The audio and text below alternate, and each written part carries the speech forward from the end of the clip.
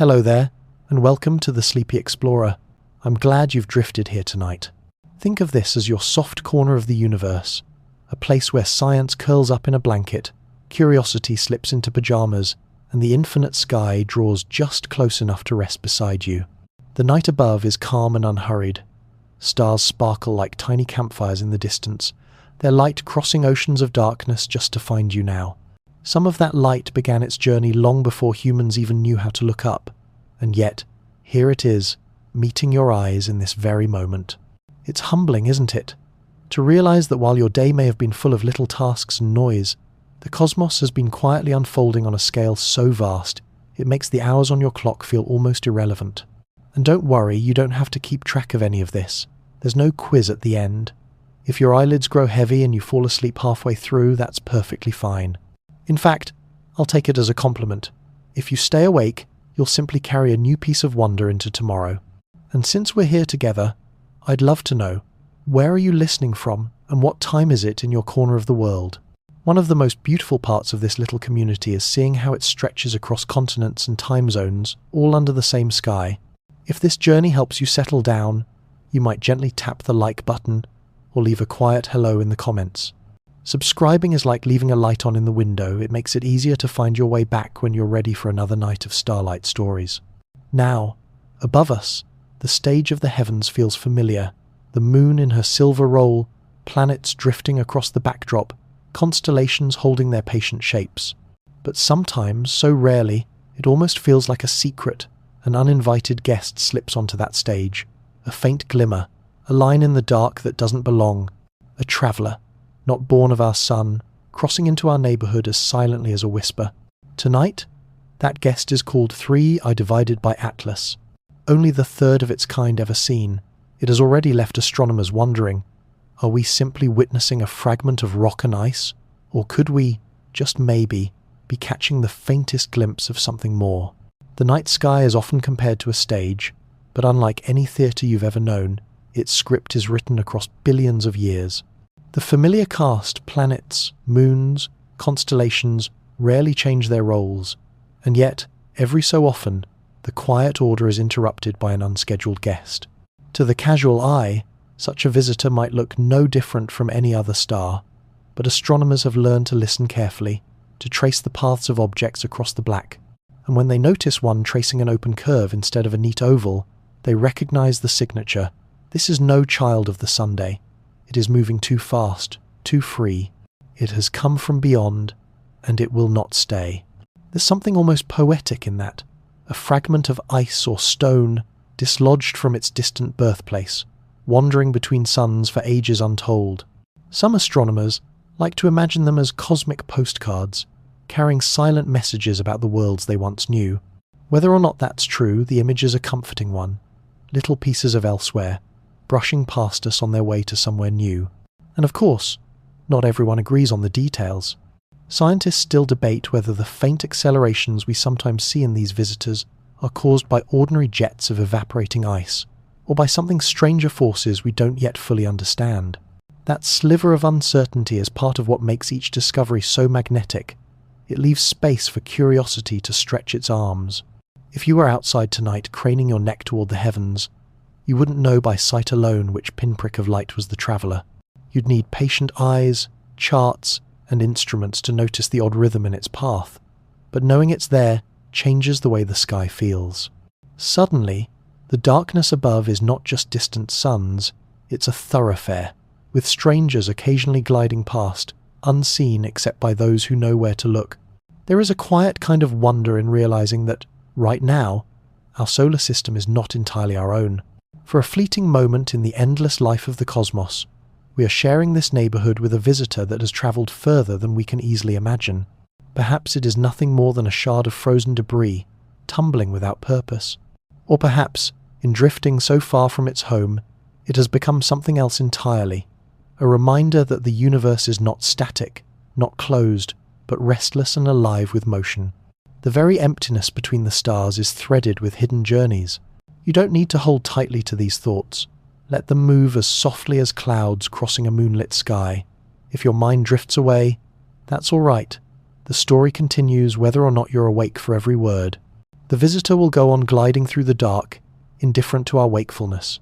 But if you stay with me a little longer, perhaps you'll carry the comfort of knowing that the sky above you is never as empty as it seems. Imagine standing under that dark expanse, knowing a stranger is passing somewhere beyond your sight. It changes the way the night feels, doesn't it? Suddenly the silence is not just stillness, but a kind of conversation. The stars whisper their long histories, and this traveller offers a fleeting hello as it moves on. And in that moment of awareness, you are part of something vast. The story of a visitor from beyond does not belong only to astronomers with their instruments. It belongs to you, lying here tonight, letting the thought of it settle into your imagination. The night stretches on, the stars steady in their places, and the visitor drifts silently across its path. You breathe, you listen, you rest. And all the while, the universe carries on its endless dance. The sky above you has always felt like a kind of home, familiar constellations, holding their shapes, planets retracing their slow patterns, the moon rising and setting with her gentle rhythm. For most of human history, people believed the heavens were a closed dome, an orderly system where everything belonged. But in truth, our solar system is not sealed off. It is open, porous, threaded with invisible highways that stretch between stars. And sometimes, along those highways, a traveller arrives. These are what astronomers call interstellar objects, bodies of rock, ice, or perhaps something stranger that do not belong to the sun and its family, but wander in from elsewhere. You can think of them as cosmic drifters. Most of the time, they slip past unnoticed, like quiet passers-by on a city street. They are small, faint, and fast, and the dark between stars is vast enough to hide a million such wanderers. It's only in recent years, with our watchful surveys and sensitive instruments, that we've begun to notice them. The way we know one when we see it is hidden in its path. Ordinary comets and asteroids trace closed ellipses tethered by the sun's gravity. But an interstellar visitor moves differently. Its course is an open curve, a hyperbola. It comes in too fast to be captured, swings around the sun, and then keeps going, forever outward. That single fact, the shape of the path, is enough to whisper, "This one is not from here." Of course, nature rarely makes things simple. Some astronomers like to remind us that we could be missing countless others. After all, if a wanderer passed by centuries ago, who would have noticed? The ancient sky watchers, devoted as they were, had only their eyes, and even now, with telescopes spanning mountainsides, we still catch only the brightest few. Scientists still debate whether interstellar objects are common, drifting constantly between stars, or rare jewels that pass us once in a cosmic lifetime. For you, lying beneath the sky tonight, the thought is enough. Our solar system has doors, and they do not stay closed. The stars send strangers, and sometimes, for a brief and quiet moment, we are lucky enough to meet them. For much of history, the idea of a visitor from another star would have sounded like myth. The sky was seen as fixed, eternal. What moved did so because it belonged to our Sunday. Yet all along, the quiet drifters were out there, threading paths across the dark, invisible to us. It wasn't until 2017 that the curtain lifted. A telescope in Hawaii spotted something faint, something slipping quickly through the twilight. Its motion betrayed it, too fast, too sharp an angle, its path a hyperbola rather than a closed loop. Astronomers named it ʻOumuamua, a Hawaiian word meaning scout or messenger from afar. And just like that, humanity realized we had been joined by our first confirmed interstellar visitor. That moment reshaped the way we see the cosmos. It was proof that our solar system is not an isolated island, but part of a greater ocean with currents flowing between stars. For you, lying here tonight, it might feel like opening a window in a house you thought was sealed and catching a glimpse of someone passing by outside. Of course, people have always imagined such visitors. Ancient cultures sometimes looked at unusual comets or wandering stars and wondered if they were omens, messages, or even travellers from realms beyond. In their own way, they weren't wrong. Those lights really did come from faraway places, carrying stories written in ice and dust. But how often do such guests pass by? Scientists still disagree. Some argue that space between stars is crowded with countless fragments, flung loose when planets form or stars collide. Others believe the opposite, that the emptiness is so vast that catching even one is like winning a cosmic lottery. Oumuamua didn't settle that debate. Instead, it opened it wider. What is certain is this: Once you know they exist, the night sky feels different. Every streak of light, every faint glow on a telescope's plate might be something not of here, but from out there, a small reminder that the solar system you call home is part of a greater, restless dance.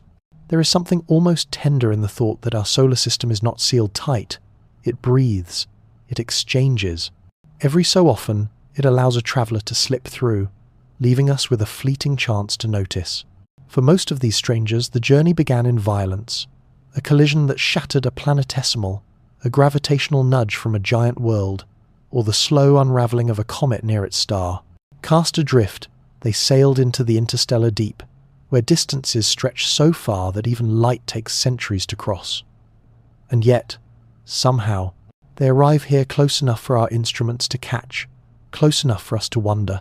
You might think of them as seeds scattered on the cosmic wind.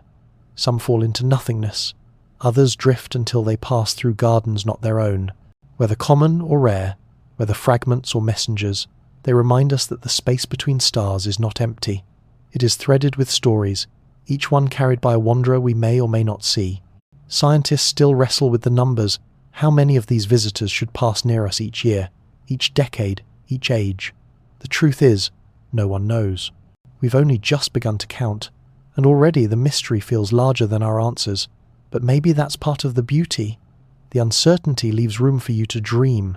So the next time you gaze into the dark, imagine not just the fixed points of stars, but the invisible travellers gliding quietly among them. Somewhere out there, more are on their way. And before long, we will meet another, perhaps stranger, perhaps clearer, reminding us once again that the universe is wider than our imagination dares to stretch. In October of 2017, a faint point of light slipped into our telescopes' view. At first, it looked like so many others, a small, dim object caught in the patient sweep of the Pan-STARRS survey in Hawaii. Nothing about it shouted for attention. But as astronomers began to trace its path, something unusual revealed itself. The orbit refused to close. Instead of forming the neat ellipse of an asteroid or the elongated loop of a comet, the trajectory curved wide and open, a hyperbola. That single shape was a revelation. This object was not bound to the Sunday. It had come from the interstellar dark, swung past us, and would soon return to the void. They named it Oumuamua, a Hawaiian word meaning scout or messenger from afar, and in that name was the feeling of the moment astonishment, curiosity, and a touch of unease. For the first time, humanity was certain. We were watching a visitor from beyond. The measurements only deepened the wonder. Oumuamua was small, perhaps a few hundred meters long, yet travelling at nearly 60,000 miles per hour. Its speed alone confirmed what the orbit implied. No gravitational tether could hold it. Like a stone skipping past a pond, it would pass us once and never again. Imagine how it must have felt for the astronomers who first realized this. For centuries, people had dreamed of visitors from other stars, but here, finally, was proof not in myth or metaphor, but in data points, calculations, undeniable motion. The night sky suddenly seemed less like a ceiling and more like a crossroads. And yet, Oumuamua was no ordinary rock. Its brightness shifted strangely, as if it were tumbling end over end. Some thought it long and thin, shaped like a cigar. Others argued it was wide and flat, more like a pancake.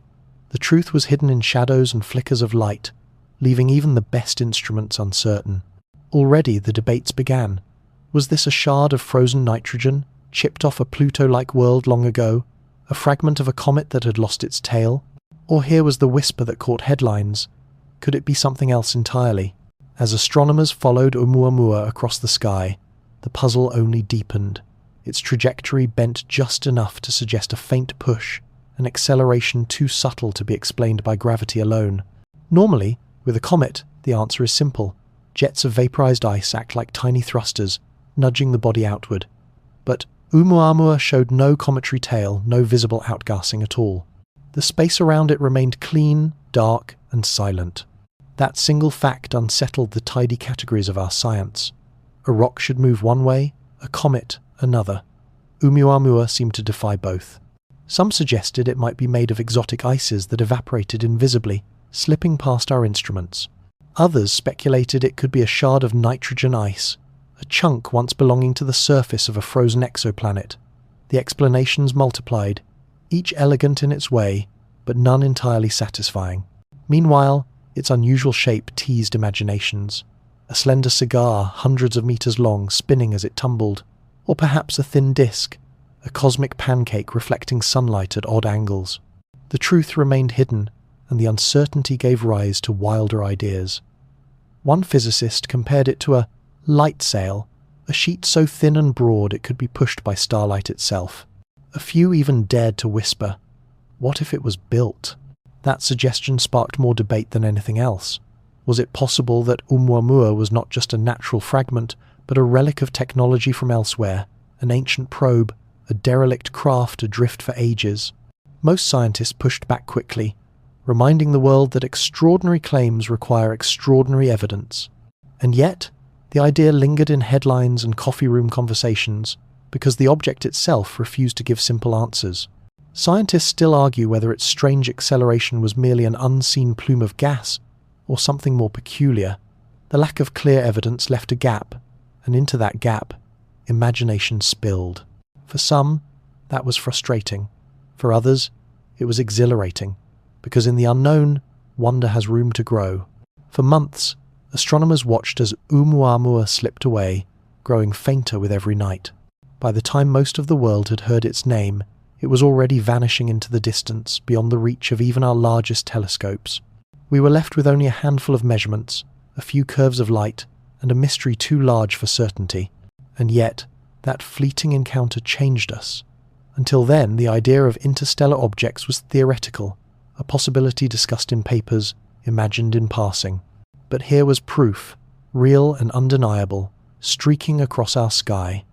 The universe had delivered a visitor, and for a brief season, we had the privilege of noticing. What made it linger in our minds was not just the data, but the questions it left behind. A rock or a relic, ice or instrument? Scientists still cannot say for sure, but perhaps that's fitting. Not every story is meant to be tied with a neat bow. Some are better left open, shimmering at the edges of our understanding, inviting us to dream. You don't have to decide tonight what Oumuamua truly was. You can simply let it drift in your thoughts like it drifted through our solar system, quiet, puzzling, beautiful in its strangeness. And if your eyes grow heavy as you imagine it fading into the dark, that's all right. The mystery will be waiting when you wake. Because once you know such visitors exist, the night sky changes. Every star above is not just a distant fire, but a reminder that the space between them is alive with wanderers. And sometimes, one of those wanderers chooses our little corner of the cosmos to pass through, leaving us with stories to tell and questions to carry. After the shock of Oumuamua, astronomers found themselves scanning the heavens with renewed urgency. If one interstellar traveller had crossed our sky, surely more would follow. The universe, after all, is generous in ways we often underestimate. And less than 2 years later, the next guest arrived. In August of 2019, a telescope built not by a major observatory, but by the patient hands of an amateur astronomer in Crimea, caught sight of a faint streak. Its discoverer, Gennady Borisov, had spent countless nights scanning the dark, and this time his dedication was rewarded. The object that now bore his name, Comet 2I divided by Borisov, would soon prove to be something extraordinary. Unlike Oumuamua, which slipped past us like a riddle wrapped in shadow, Borisov revealed its nature openly. Even the earliest images showed a fuzzy glow, the telltale sign of a comet's coma. Soon after, telescopes confirmed the presence of a tail, a shimmering plume of dust and gas streaming behind it as sunlight warmed its icy surface. This was not a mysterious shard defying categories. This was, unmistakably, a comet. And yet, it was no ordinary one. Its trajectory, too fast and too open, told the same story as before. Borisov did not belong here. It had come from beyond the reach of our sun, tracing a hyperbolic arc through our skies. But unlike its elusive predecessor, it was generous with details. Astronomers could study its composition, its behavior, even compare it directly with the comets that circle within our own solar family. Imagine the relief and the delight of those who had puzzled over Oumuamua's strange silence. Here, at last, was an interstellar visitor that spoke a language we could understand. A comet, yes, but a comet from another star. As telescopes around the world fixed their gaze on Borisov, its story began to unfold. Light filtered through its coma revealed the familiar fingerprints of water vapor, carbon monoxide, and fine dust ingredients we know well from the comets born under our Sunday. In that sense, it felt strangely ordinary, as though the galaxy had sent us a comet cut from the same cloth as our own. One astronomer described it fondly as a piece of home from somewhere else, a phrase that caught on among those watching its arc. The comparison made sense. Borisov behaved so much like the comets we already knew that it felt less like an alien and more like a cousin, visiting briefly from across the stars. But of course, science rarely allows comfort to sit unchallenged. Some measurements hinted at differences, subtler ratios of carbon monoxide, a slightly unusual mix of grains in its dust. Nothing dramatic, but enough to spark questions. Were these signs of a star system with colder conditions? Was Borisov formed farther from its star than most comets here? Or did it simply carry quirks from a birthplace forever beyond our reach? Scientists still discuss those details, piecing together what fragments of data we caught before Borisov slipped away. For now, the answers are incomplete, like a half-remembered dream. But even those uncertainties are precious, each one a reminder that while the laws of physics may be universal, the stories told under different suns can carry subtle variations. For you, lying beneath the night sky, there's comfort in knowing that comets, whether from here or elsewhere, share the same shimmering language. They glow, they shed tails of vapor, they move with grace through the dark. In Borisov's brief presence, the unfamiliar became familiar, and the vast distance between stars felt just a little smaller. Borisov lingered in our skies for only a short while, yet in that time it gave us something precious: clarity. Where Oumuamua had been a riddle, Borisov was a conversation. It spoke in familiar terms: ice, dust, vapor, reminding us that the processes shaping worlds under other suns are not so different from those we know here. Still, there was poetry in its passing. To think that this comet had travelled for millions of years, leaving behind the warmth of its own star, drifting in silence across the interstellar dark, only to brush past our little system and then vanish again. Its tail streamed like a signature across the sky, a fleeting note from a stranger carried on the wind of starlight. Scientists may continue to parse its data, debating small anomalies, measuring subtle differences. But for most of us, the meaning lies not in the chemistry of its coma, but in the comfort of recognition. Far away, in a system we will never visit, conditions once gave rise to a body so familiar we could mistake it for one of our own. The cosmos, it seems, is capable of writing the same story more than once. You can let that thought settle over you like a blanket, that across impossible distances, in the cold reach between suns, there are echoes of what we know. Borisov was one such echo, a comet that made the unfamiliar feel less distant. And in its brief visit, it reminded us that while the universe is vast, it is also connected, that somewhere, under other skies, there may be others looking outward, wondering the same things we do. By the time Borisov had faded back into the dark, astronomers had learned to expect the unexpected. Oumuamua had startled the world with its riddles. Borisov had reassured us with its familiarity. And quietly, the question lingered: when will the next one arrive? The answer came sooner than many dared to hope. In early 2024, the Atlas survey, the Asteroid Terrestrial Impact Last Alert System, designed to watch for rocks that might threaten Earth, noticed something faint, moving against the stars. At first, it seemed like just another comet, one of countless icy fragments that passed through the sun's warmth. But its path betrayed it. The orbit was open, hyperbolic, too wide to be bound. This was no local body. It was an interstellar traveller, the third we had ever seen. They named it 3I divided by Atlas, the third interstellar object. The designation may sound dry, but within it lies a quiet thrill. To have one interstellar visitor was extraordinary. To have two was astonishing. But 3-3 suggests a pattern. Perhaps these wanderers are not as rare as we once thought. For those following the story, 3I divided by Atlas felt like a continuation of a tale begun years before. Oumuamua, the strange scout, Borisov, the familiar cousin, and now Atlas, another messenger, carrying its own secrets from a star system we may never know. Some even began calling it the third messenger, as if the universe were sending us a series of letters, each one sealed in ice and dust. And as with any message, the temptation was immediate: to read, to interpret, to wonder if meaning lay hidden in its path. Was this simply another comet, or something stranger?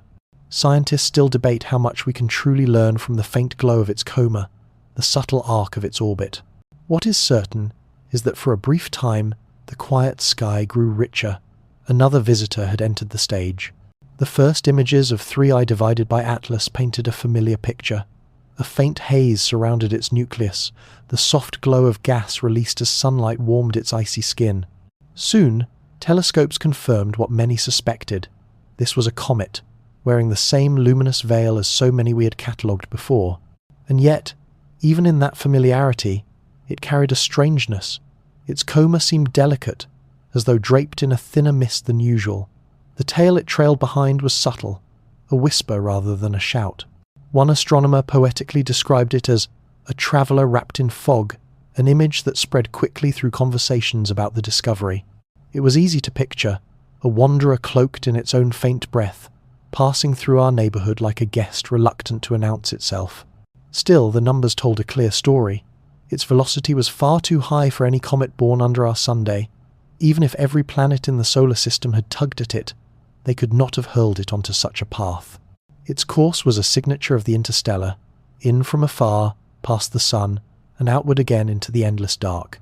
Of course, the details leave room for disagreement.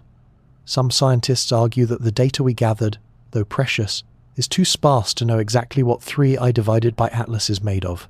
Was it truly cometary ice evaporating into that fragile glow, or could other processes be at play? Others point out the similarities to Borisov and suggest we should take the simpler answer, that it is a comet, nothing more, carrying with it the chemistry of a distant star system. Scientists still debate which interpretation is closer to the truth. For you, lying here tonight, the science and the speculation weave into the same quiet wonder. To know that such an object, born under a sun you will never see, is drifting across the same sky as you, that is enough to make the night feel wider, and perhaps a little more alive. What makes 3I divided by Atlas so compelling is not only what it is, but what it represents. With Oumuamua, we had a riddle. With Borisov, we had a cousin from afar. And with Atlas, we suddenly had a pattern. 3 visitors, each different, each brief, each a reminder that the dark between stars is not empty after all. It is humbling to realize that while you go about your days, strangers are gliding silently through the solar system, unseen except by a handful of patient eyes. Most will come and go without notice, their journeys continuing across millions of years. But every so often, one drifts close enough for us to greet, and in that greeting, our sense of the universe shifts just a little wider. Scientists continue to weigh the details, debating what its fragile glow truly means and how its chemistry might hint at the world it came from. Some are convinced it tells a simple story of frozen water and dust, shaped under another sun much like our own. Others wonder if there are subtler clues waiting to be teased from the faint traces it left behind. The answers remain out of reach, scattered like crumbs along its path. But perhaps the meaning of 3I divided by Atlas is not only in data, perhaps it is also in the feeling it leaves you with the knowledge that somewhere, far beyond your sight, there are other systems, other skies, other comets glowing in their own nights. This visitor is just one of countless others, most of which we will never see, and yet, for a moment, it shared its presence with us, and we with it. You can let that thought rest softly in your mind, like a stone settling into still water, that the universe is not silent but full of wanderers brushing past, and somewhere in the dark, another is already on its way. When astronomers first catch sight of an interstellar visitor, what they truly see is little more than a moving dot. No sharp image, no surface features, no dramatic detail, just a faint smudge sliding across the starfield, night by night. And yet, from that faintness, an entire story begins to unfold. It is in the movement that the secret lies. By measuring how quickly the dot shifts against the background stars, astronomers calculate its path. They watch the curve of the arc, run the numbers, and see whether the orbit closes into a loop or escapes outward. For 3I divided by Atlas, the answer was clear. The track did not circle back. It was a hyperbola, the unmistakable footprint of something not bound by the sunday. Even from its dim light, other truths emerge. By breaking the glow into a spectrum like passing starlight through a prism, they can read the fingerprints of its chemistry. Water vapor here, carbon monoxide there, perhaps a trace of other gases. The comet's breath leaves a trail in the light, and that trail can be studied across telescopes on Earth. To you, it might sound like magic, learning so much from so little, but this is the patient craft of astronomy. Each pixel, each flicker, is a clue. Piece them together, and you sketch the outline of a traveller born far away. Of course, the process is never perfect. Observations are fleeting, the object moves quickly, fading into distance as soon as it is found. Some call it like reading a diary where only a few pages survived. You can sense the presence of a longer story, but most of it is lost. Still, even fragments can carry meaning. And here lies the tension. With 3I divided by Atlas, the data whispered of the familiar ice, dust, a comet's gentle glow. But the margins of uncertainty remain wide. Scientists still debate how much we can trust these glimpses. Is the picture we sketch an accurate portrait, or a shadow of something more complex, something we can't yet see? Imagine the scene at an observatory. A telescope peers through the dark, its mirror gathering light that has travelled for millions of years. On the detector, that light becomes no more than a faint smear, measured in numbers and graphs. Yet hidden inside are stories of speed, chemistry, and origin. For 3I divided by Atlas, astronomers followed its brightness night after night. They noted how it rose and fell as the comet rotated, how the coma swelled as it neared the Sunday. They passed its light through instruments that spread it into rainbows of detail, revealing spikes where water molecules released their signature glow, valleys where dust absorbed and scattered. Even infrared telescopes added their piece, sensitive to the warmth of its vapor. From such thin strands, they wove a portrait, a body rich in ice, shedding a delicate mist under the sun's touch. It was not exotic or menacing, just quietly familiar, a comet passing through. And yet, to reconstruct that picture required exquisite patience, as if listening for footsteps in a long, dark hallway. You cannot see the traveller directly, but from the sound of each step, you sense its size, its speed, its intent. Still, no two observers hear the same echo quite alike. Some argue the data is too faint, too noisy to be conclusive. Could the small changes in brightness mean the body is elongated, spinning strangely? Or are they simply the random flickers of a faint object dancing on the edge of detection? Scientists still debate which interpretation holds the truth, aware that certainty is a luxury the cosmos rarely grants. For you, resting under your own patch of night, these arguments might feel distant, but there is comfort in knowing that even at the highest peaks, with the finest instruments, astronomers wrestle with the same mystery you feel gazing upward. How little we truly see, and yet how much we long to understand. When you think about it, there's something poetic in the way we learn from so little. A handful of photons, collected across nights of patient watching, becomes enough to trace an object's path through the solar system. A dip here, a flicker there, and suddenly we are talking about the chemistry of a world born under another star. And yet, we know how incomplete it all. Island, most of 3I divided by Atlas's story, is already gone, left behind in the system that birthed it, or carried forward into the dark it will soon re-enter. What we catch is only a passing glimpse, like hearing a few notes of a song drifting through an open window. The rest remains hidden, tantalizing in its absence. Scientists still argue about what exactly those few notes mean.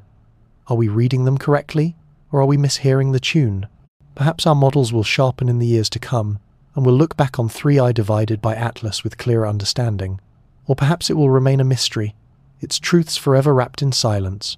For you, lying here tonight, the uncertainty is part of the beauty. To measure the unknown is to admit how much lies beyond our reach. But it is also to celebrate that even with the faintest evidence, we can feel connected, our instruments catching whispers from a traveller that has crossed the gulfs between stars. And so, the night sky does not feel empty after all. Every flicker of light may hide a clue, every subtle glow a sign. As your eyes grow heavy, you might picture those faint streaks of starlight carrying hidden messages, waiting patiently for us to notice. To most eyes, 3I divided by Atlas was nothing more than a dim blur among countless others. But in astronomy, it is often the faintest traces that carry the loudest stories. Its light, though weak, was full of subtle shifts, tiny variations in brightness, repeating in patterns that revealed more than first impressions could suggest. As the comet turned, its surface reflected sunlight unevenly. Sometimes the glow brightened, sometimes it dimmed, like a lantern swaying in the dark. From those fluctuations, astronomers inferred its spin, its shape, perhaps even hints of uneven terrain. A small change in brightness could mean a protrusion here, a hollow there, or simply a body elongated rather than round. One scientist described the effect as watching a distant lighthouse, its beams sweeping across the sea. Another compared it to a candle flickering through a curtain, signalling its presence without ever being seen directly. Either way, the starlight carried a pulse, a rhythm, and hidden within it were clues to the traveller's nature. The closer three-eye divided by Atlas drew to the sun, the more complex the signals became. Its coma thickened, scattering light in a soft halo. Sometimes the glow spiked unexpectedly, as though a pocket of ice had burst free, releasing gas in a sudden breath. Other times, the brightness dipped, as though dust briefly veiled its core. Each change became a note in a cosmic melody, recorded patiently by telescopes on Earth. And yet, even as these signs accumulated, questions multiplied. Were the pulses we traced simply the marks of rotation, or were we witnessing eruptions of volatile material beneath the surface? Scientists still debate which interpretation is correct, each possibility painting a different portrait of the comet's interior. For you, lying under the quiet night, all that complexity distills into something simpler, the reassurance that light travels faithfully, carrying whispers of distant objects across the void. Every flicker is a message, however incomplete, and all you need to do is notice. If you were to plot 3I divided by Atlas's brightness on a page, you wouldn't see a steady line. Instead, you'd see a wavering curve, rising and falling as though the comet itself were breathing. Astronomers call this a light curve, and hidden in its rhythm is a record of the object's spin. Each peak, each dip, marks the way sunlight strikes different parts of its turning body. From those gentle oscillations, they estimate how long it takes the traveller to rotate once, perhaps hours, perhaps days. The exact timing depends on details too fine for us to catch. Still, even a vague rhythm is enough to suggest a shape, not a perfect sphere, but elongated, uneven, with facets that shine differently as they turn into the light. One researcher described it as listening to the heartbeat of a distant visitor. The metaphor stuck, and it's easy to see why. Each pulse of brightness felt like a beat, steady yet mysterious, reminding us that even across unimaginable distances, we could sense a kind of life in the data. Not literal life, of course, but motion, regularity, the echo of a body turning in the dark. Yet the curve did not always behave so neatly. Occasionally, sudden bursts of brightness appeared spikes that seemed too sharp for rotation alone. Perhaps a jet of gas erupted from beneath the surface, flaring briefly before fading again. Or perhaps dust clouds thickened, scattering light unpredictably. Scientists still debate which explanation fits best, each possibility hinting at a different interior hidden under the comet's icy skin. For you, it may be enough to imagine the scene, a distant body spinning silently, sending out faint glimmers that ripple across space. Those glimmers travel millions of miles before they reach us, just so we can sit here, in the quiet, and trace their pattern like a lullaby in starlight. There's a quiet intimacy in the way light tells its story. A few photons slip across the void, touch a spinning fragment of ice and dust, then continue their long journey until they meet the glass of a telescope here on Earth. From there, they fall onto a detector and finally into the hands of someone willing to listen. The story they carry is incomplete, but it is still a story. The flickers speak of motion, of jets that breathe and fade, of surfaces rough and uneven. Like handwriting glimpsed through fog, it is messy, uncertain yet full of character. And for those who spend their nights unravelling these faint signs, the effort feels less like cold measurement and more like conversation. Some scientists still argue whether the changes in brightness are best explained by rotation, by eruptions, or by something we have not yet thought to name. But maybe that open question is part of the gift. It means the cosmos is still surprising, still larger than our categories, still capable of reminding us how much mystery is left. For you, resting under your own stretch of sky, the details blur into something softer. What matters is that light, however fragile, can cross the dark and arrive here, where it touches your imagination. Every time you look upward, You are reading from a book whose pages are written in starlight, each flicker a word, each glow a sentence. And sometimes, among the steady prose of stars, there is a fleeting line from a traveller, one that appears, whispers its part, and drifts on. It is easy to miss, but once you've noticed, the sky never feels the same. When a mystery refuses to settle neatly, imagination inevitably begins to wander. For Oumuamua, the puzzle of its acceleration and its unusual shape sparked a question that, once spoken, could not easily be unsaid. What if it wasn't just a natural rock? The suggestion came from Avi Loeb, a Harvard astronomer known for his boldness.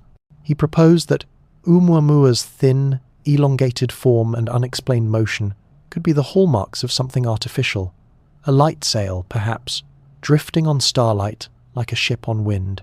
It was an extraordinary claim, one that drew headlines around the world. Suddenly, what had begun as a faint dot in a telescope became the subject of speculation about alien technology. Most of the scientific community urged caution. The simplest explanations, they reminded us, are usually the truest. Invisible jets of gas, odd geometries of ice, these could all account for the oddities without invoking civilizations beyond Earth. And yet, the idea lingered, because deep down, the thought that we might have glimpsed a fragment of intelligence beyond our own is hard to ignore. Some compared it to finding a message in a bottle washed ashore. You know it could be driftwood, you know the ocean produces plenty of debris, but still you cannot help but turn it over, hoping to see handwriting. That hope, fragile though it may be, is part of what makes us human. Scientists still argue over how seriously to take such possibilities. Many dismiss them outright, others keep them tucked in the margins of their papers, quietly noting that the data leaves room for strangeness. For you, resting here tonight, the debate is less important than the dream it invites, the thought that in the endless silence, we may not be alone. Oumuamua's quirks gave the speculation fuel. Its brightness shifted in ways that suggested an oddly flattened shape, more like a pancake than a pebble. Its path curved just slightly off what gravity alone predicted, as if some invisible hand had nudged it along. Normally, astronomers would point to jets of evaporating gas to explain such motion, but no jets were seen. The silence of its surface was as puzzling as its flight. In that absence of evidence, imagination found room. Some wondered if it could be debris, perhaps a fragment of a larger construct, long broken and abandoned, drifting endlessly between suns. Others pictured it as a kind of solar sail, a thin sheet meant to ride on beams of starlight. If so, then Oumuamua might not only have been built, but also designed for journeys exactly like the one it was on. A journalist once described it as a lost sail adrift on a cosmic sea, and the phrase stuck in many minds. The image is easy to hold, a sheet gliding silently, catching light the way our ships once caught wind, crossing gulfs of distance without a sound. Whether or not it's true, the metaphor itself captures the strange romance of the idea. Yet the scientific community is divided.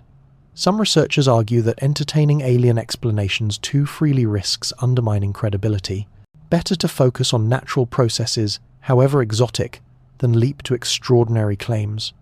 Others counter that ignoring such possibilities might blind us to discoveries waiting just beyond our comfort. Scientists still debate where the line should be drawn between cautious skepticism and bold curiosity. For you, lying in the dark, it becomes less a question of proof and more an invitation to wonder. Because even if the odds are low, the possibility that we may have glimpsed technology from another mind is enough to make the universe feel infinitely wider. Perhaps the truth of Oumuamua will never be settled. The data was too brief, the visitor too quick. By the time debates had taken shape, the object was already fading into the distance, beyond the reach of even our most powerful instruments. All we have left are fragments, a path across the sky, a set of curves on a graph, and the questions those fragments stirred. Some dismiss the alien technology hypothesis as wishful thinking, a story we tell ourselves because the unknown feels more tolerable when it carries a face. Others see no harm in keeping the door ajar. After all, if we believe life could emerge here, under one modest star, why not elsewhere, under countless others? Scientists still argue where imagination ends and evidence must begin. But you don't need to resolve the debate tonight. You can let the thought drift softly, like a feather falling through the dark. The beauty lies not in certainty but in possibility. Even the act of wondering stretches your perspective, reminding you that the cosmos is more than just rocks and ice. It may also hold stories we have yet to dream. For you, lying under the quiet weight of your own sky, that thought is enough. Whether Oumuamua was a shard of ice or a crafted sail, its presence was real. It passed through our neighborhood, and in doing so, it changed the way we look outward. Every new visitor now carries that dual weight, natural wanderer or something more. And in that gentle uncertainty, the night sky feels different. The stars no longer shine alone, they glow against a backdrop of possibility. Somewhere out there, the next traveller is already on its way, carrying with it another whisper from beyond. For all the whispers about alien sails and cosmic messengers, the universe often prefers simpler explanations. Most astronomers lean toward nature, not artifice, when they study the oddities of interstellar visitors. And the truth is, natural processes can account for much of what we see if we're willing to look closely enough. Take the gentle acceleration of Oumuamua, for instance. At first glance, it seemed like a puzzle with no key. The object sped up slightly as it left the sun, yet showed no visible tail. But comets are unpredictable creatures. Even a faint release of gas, too thin for our telescopes to catch, can act like a hidden thruster, pushing the body outward. Just as a kettle hisses before you see the steam, the comet might have whispered without showing a plume. Other models go further, imagining exotic but still natural origins. Some researchers propose that Oumuamua could be a fragment of frozen nitrogen, chipped away from the surface of a Pluto-like world. As it neared the sun, that nitrogen would sublimate invisibly, nudging the object just enough to account for its strange motion. Others suggested hydrogen icebergs, born in the coldest reaches of interstellar clouds, are fragile bodies that evaporate before we can ever catch a glimpse of their tails. These ideas may sound unusual, even whimsical, but they remain firmly rooted in natural law. Ice evaporates, dust scatters, gravity bends paths. No alien engineers are required. Scientists still debate which explanation fits best, arguing over ratios of gases, over the strength of ice, over the likelihood of such fragments surviving a journey between stars. But within those arguments is a shared assumption that nature, vast and inventive, is capable of creating marvels stranger than we expect. For you, resting under the quiet sky, there's comfort in that. It means the universe does not need mystery to be wondrous. Ordinary processes, stretched across extraordinary distances, are enough to produce travellers that surprise us when they arrive. If you strip away the speculation, what remains is a clean picture drawn by physics. Objects like 3I divided by Atlas trace hyperbolic arcs because of simple gravity. Their speed is too great to be caught, their angles too sharp to close into a loop. Newton's laws and Kepler's equations handle the math gracefully. No secret hand, no guiding intelligence, just the quiet pull and release of the sun's gravity on a body that never belonged here in the first place. The same goes for brightness shifts. A rough surface spinning in sunlight will naturally brighten and dim, much like a pebble glinting as it turns in your hand. Add a coma of dust and vapour, and the glow becomes even less predictable. What seems mysterious at first is often the ordinary behaviour of ice under stress, magnified by the vastness of distance. One astronomer once described these visitors as the driftwood of the galaxy, bits of larger worlds torn away by chance and left to wander currents between the stars. The phrase stuck because it feels so apartment. A piece of driftwood may be shaped oddly, scarred or smooth in ways that puzzle the eye, but it needs no craftsman. It is shaped by water, by time, by chance. The same may be true of our interstellar guests. Still, the natural explanations come in many flavours, and scientists still debate which is most convincing. Was Oumuamua really a nitrogen shard chipped off a frozen exoplanet? Could hydrogen ice survive long enough to cross the void? Or was it simply an ordinary comet whose gases escape too quietly for us to notice? Each theory has merits, each faces challenges, and none yet settles the matter completely. But in all cases, the cosmos requires no aliens to astonish us. Nature itself is more than enough. There is a certain peace in turning to natural explanations. It reminds us that the universe, vast and restless, is already capable of wonders beyond measure. Ice sublimating into vapour, dust scattering light, fragments cast loose from distant worlds. These are humble processes, and yet they give rise to mysteries that keep us awake beneath the stars. Think of it this way. You don't need an architect to marvel at a mountain, or a painter to be moved by a sunset. The shapes of stone and sky are their own artistry, born from time and chance. In the same way, a shard of frozen nitrogen or a fragile iceberg of hydrogen can carry more beauty than any invention, simply because it exists, adrift in the sea between suns. Scientists still debate which model of nature fits best. Was it nitrogen, hydrogen, or an unseen plume of cometary gas? Each explanation feels like a different story told around the same campfire, all trying to capture the same fleeting spark. The fact that we cannot decide with certainty may be frustrating, but it is also freeing. It leaves room for curiosity to keep its flame alive. For you lying in the dark, perhaps the comfort is this: we don't need to reach for aliens to feel awe. Nature itself, in all its quiet creativity, is enough. The galaxy is full of driftwood, fragments, and flares, each one reminding us how little we've seen, how much remains beyond. And if that thought carries you into sleep, you'll drift with it like a fragment yourself, floating gently through the night. When you think about it, most interstellar visitors are probably nothing more than fragments of ice and dust. They are natural, indifferent, following the laws of physics without intent or design. And yet, their brief appearances stir us in ways that numbers alone cannot explain. Why is that? Part of the answer is simple. Each discovery widens our window. To catch sight of a body that began its journey under another sun is to realize, in the most direct way, that our solar system is not isolated. Matter flows between stars. The galaxy is stitched together by fragments crossing the dark, linking one system to another. That is a scientific fact, and it matters. But there is something deeper at work too. For centuries, humans have looked at the sky and wondered who or what might be out there. Every new visitor feels like a reply, however wordless, to that question. Whether natural or artificial, it is still a message, a reminder that the universe is not closed off, that strangers can arrive unannounced. One writer called these objects the handwriting of the cosmos, as if each one were a quick stroke on an endless page. The comparison rings true. We may never read the full sentence, but even a line or two is enough to hint at a larger story, and in those hints, our imagination finds room to stretch. Scientists still discuss what the greatest value of these discoveries really. Island, for some, it's in the data composition, orbit, origin. For others, it's in the way these events change how we think, how we dream, how we picture our place in the galaxy. Perhaps the truth is both. Knowledge and wonder are not enemies. They are companions, each giving strength to the other. Beyond the wonder, there is practical value too. Each interstellar object is a test case for our models of how planets form and how systems evolve. Their compositions tell us about the building blocks scattered in other corners of the galaxy. A comet rich in certain ices suggests a cold, distant birthplace. A fragment lacking those ices hints at warmer origins. In this way, every visitor is like a sample returned from a lab we can never enter, a clue to processes far beyond our reach. But the significance doesn't stop at the science. These travelers capture imaginations in a way that few discoveries manage.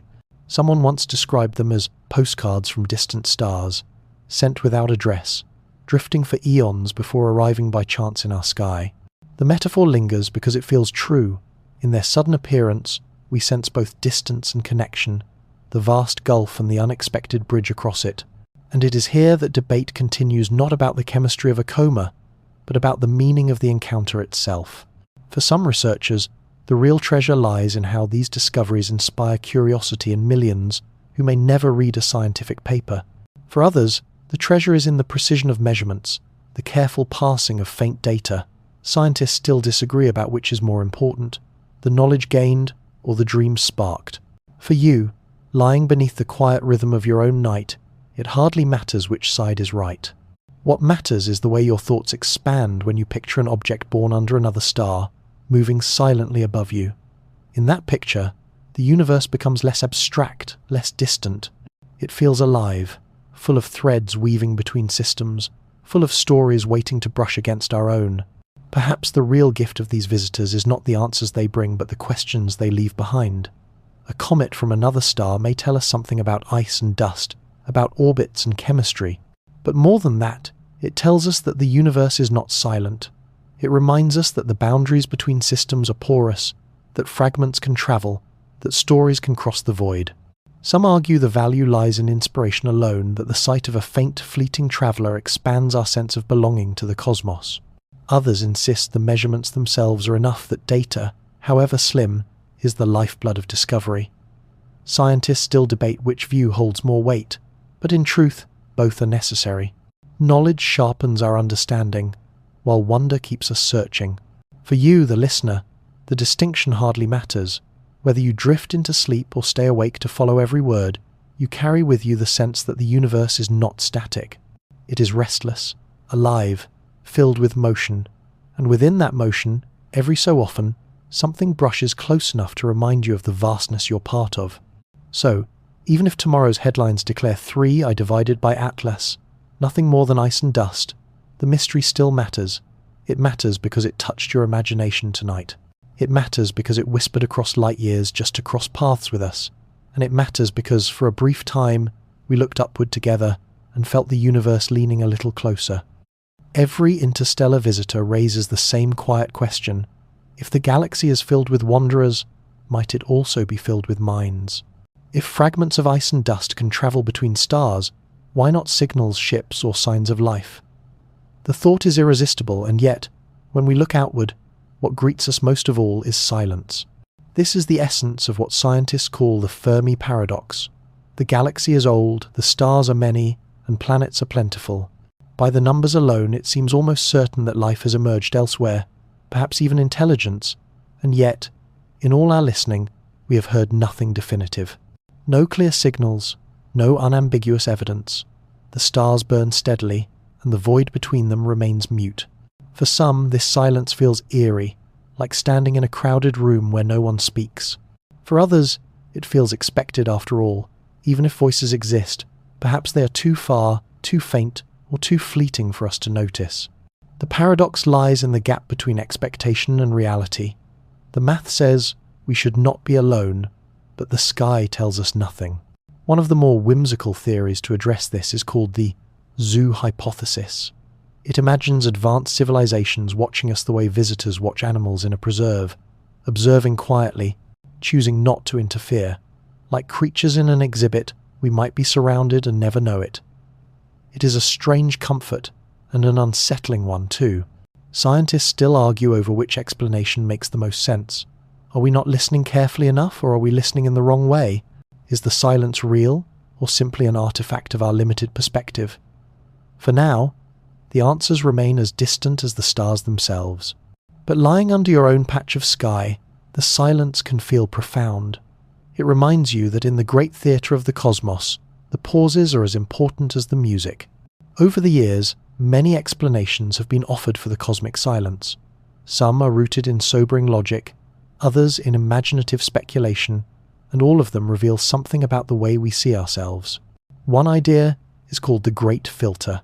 It suggests that while life may be common, very few civilizations survive the steps required to spread among the stars. Perhaps most worlds never move beyond microbes. Perhaps intelligence arises but falters before it learns to look outward. Or perhaps civilizations bloom briefly, only to vanish under the weight of their own challenges. In that view, silence is not a mystery but a warning. The galaxy is quiet because most voices never last. Others prefer gentler explanations. Maybe signals are everywhere, but we do not yet know how to hear them. Our ears are tuned to radio waves and optical light, but perhaps advanced societies use channels we cannot imagine. From their perspective, we may look like children trying to catch whale songs with a tin whistle. There is also the possibility of timing.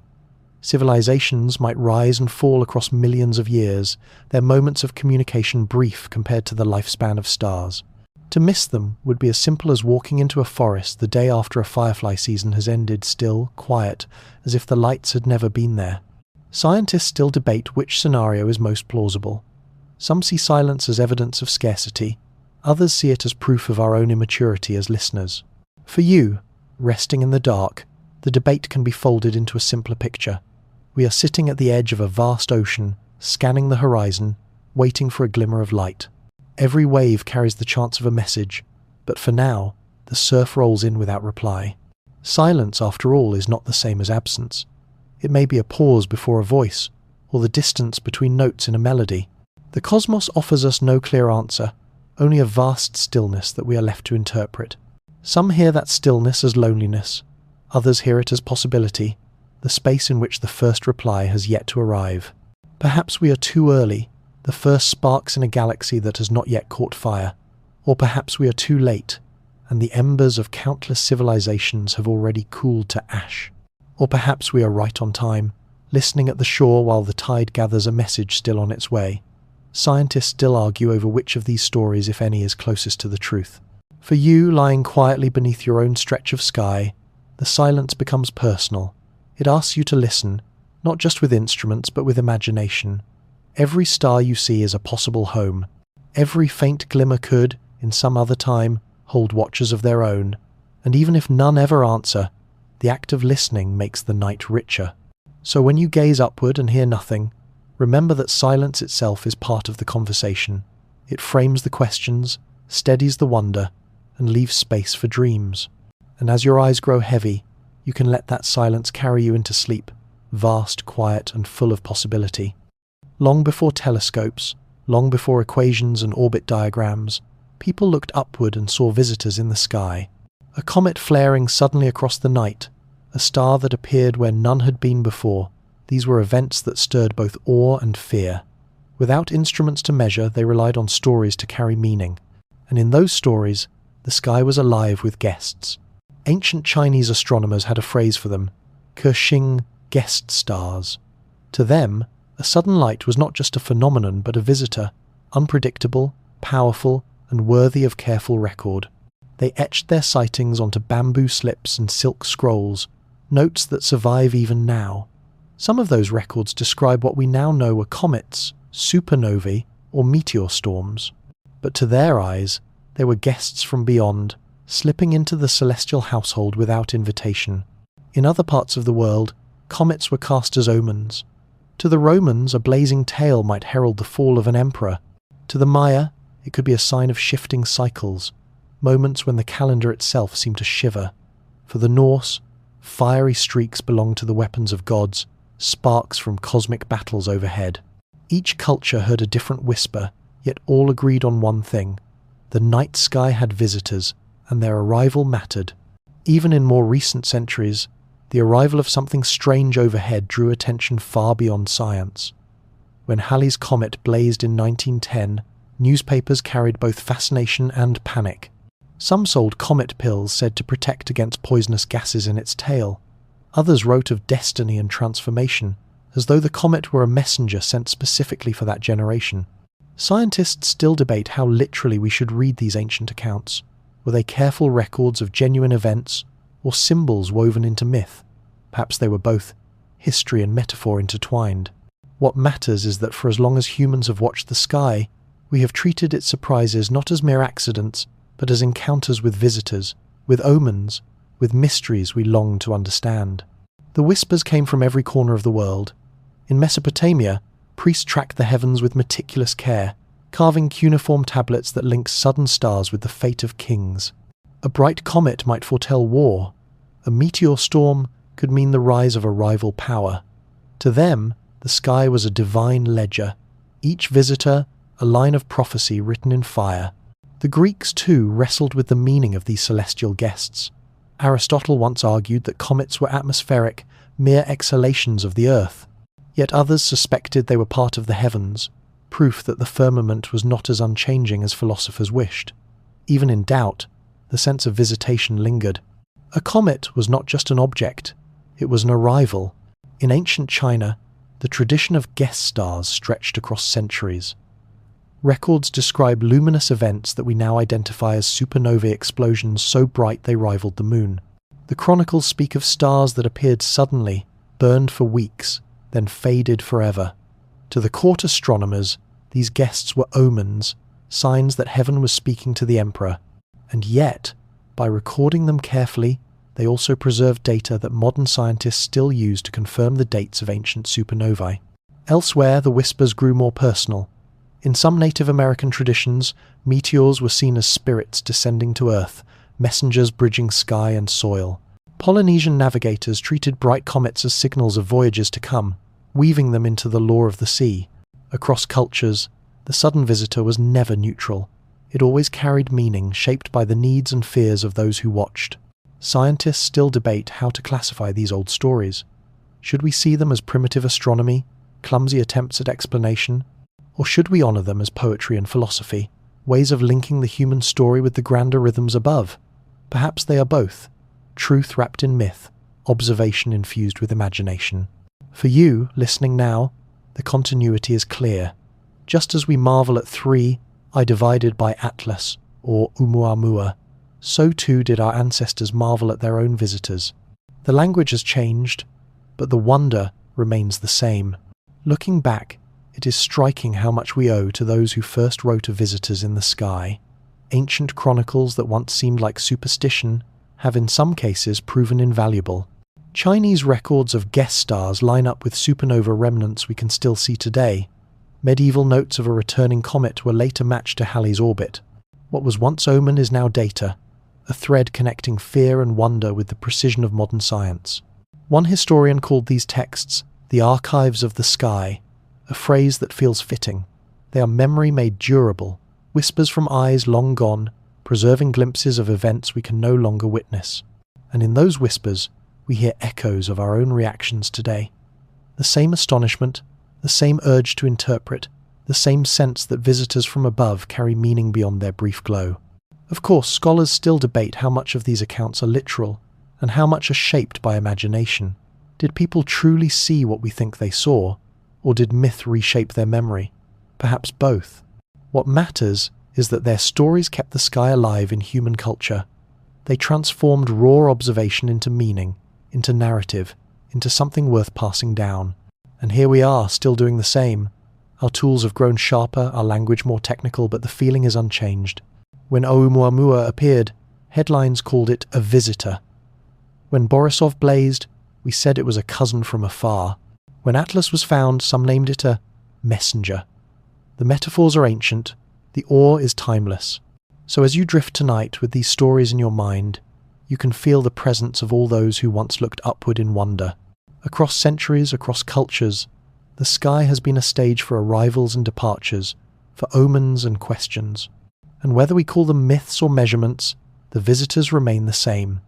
Brief sparks reminding us of a universe that never stops surprising. When we look at 3 divided by Atlas, faint and fleeting against the sky, it is tempting to think of it as something small, a scrap of ice, a fragment of dust, a traveller with no name until we gave it one. But the truth is, it is we who are small. The comet is just a reminder. Astronomers tell us that the observable universe contains over 100 billion galaxies, each holding hundreds of billions of stars. The numbers swell until they blur, too vast for the human mind to carry comfortably. In that immensity, our Earth is a pale speck, circling one ordinary star in a quiet corner of one galaxy, a grain of sand in a desert without end. The French philosopher Blaise Pascal once wrote that humanity is but a thinking reed, fragile, easily broken, yet aware of its place in the cosmos. Later, another poet called us dust that dreams. Both images capture the paradox of cosmic humility. We are insignificant in size, yet profound in the very fact that we can reflect on that insignificance. When Oumuamua passed, and then Borisov and now Atlas, we were reminded again, the universe does not revolve around us. Visitors come and go, indifferent to our calendars, our empires, our ambitions. We are not the hosts, only observers at the edge of a vast and restless stage. Scientists still debate what this humility means. Does it suggest we are meaningless, tiny accidents of chemistry? Or does it mean the opposite, that our ability to notice, to wonder, to tell stories about these visitors gives our existence rare weight? The argument has no easy answer, and perhaps that's the point.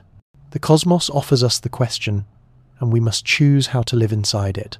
For you, resting under the stars, the math can fade into something gentler. You don't need to calculate billions of galaxies to feel the lesson. It is enough to imagine a visitor drifting past, and to remember that you, too, are a traveller brief, fragile, luminous, in your own small way. When you think about size, the numbers can become dizzying. Earth, for all its oceans and mountains, makes up only a fraction of 1% of the mass of our solar system. Jupiter alone outweighs us by more than 300 times, and the Sun itself dwarfs everything, carrying 99.8% of the system's weight. And our solar system, in turn, is only a speck within the Milky Way, a galaxy whose spiral arms stretch 100,000 light-years across. It is no wonder, then, that the astronomer Carl Sagan looked at a photograph of Earth taken from billions of miles away and called it the pale blue dot. In that picture, our planet is nothing more than a faint pixel, suspended in a shaft of sunlight. All our histories, all our loves, all our struggles compressed into a dot barely visible against the black. It is an image both humbling and strangely tender. When an interstellar comet like 3I divided by Atlas drifts past, it deepens that feeling. The visitor has travelled for millions of years, across distances we cannot map, only to glide through our neighbourhood without pause. To it, Earth is no special stage, only another waypoint on its endless journey. And yet, for us, its presence becomes a mirror, reminding us of how small we are, but also of how rare and precious our awareness must be. Some philosophers see in this humility a kind of emptiness. If we are so small, what meaning can our lives truly hold? Others argue the opposite, that meaning comes not from size but from perspective. The very fact that we can notice our fragility, that we can hold in mind both the comet's immensity and our own fleetingness, makes us remarkable. Scientists still debate which lesson is truer, but both lead to reflection. In a universe that does not revolve around us, how should we choose to live? For you, lying here tonight, perhaps the lesson is simpler. The sky is wide, the comets indifferent, but in your awareness of them you find something grounding. You are not the centre, yet you are not excluded either. You belong to the same story, written across stars and centuries, one small line in a text too vast to finish. Even the nearest star, Proxima Centauri, sends its light across more than 4 years of emptiness before it reaches us. Most others shine from tens, hundreds, or thousands of light years away. What you see when you look up is not the present but the past echoes travelling through distance so immense that they erase the urgency of our daily scale. Against that backdrop, even the longest human life feels like a sigh. Poets and philosophers have long found humility in this view. One called it the great levelling, another the quiet teacher. When we look at the stars, we are reminded that empires, wealth and pride weigh nothing compared to the sweep of light. And yet, this awareness is not meant to belittle us.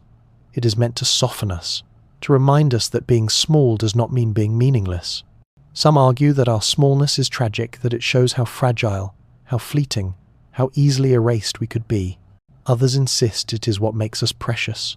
The rarity of self-awareness in a cosmos so large gives each human thought a weight far beyond its scale. Scientists, philosophers and dreamers still circle this question, unable to agree. But perhaps the debate itself is proof that humility can coexist with wonder. For you, lying in the hush of your own night, the conclusion can be gentler. You are small, yes, but you are here.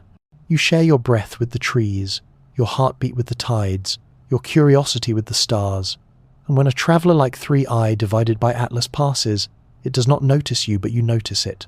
That noticing, that fragile bridge of awareness, is enough to weave you into the fabric of the universe. So let the vastness cradle you rather than frighten you.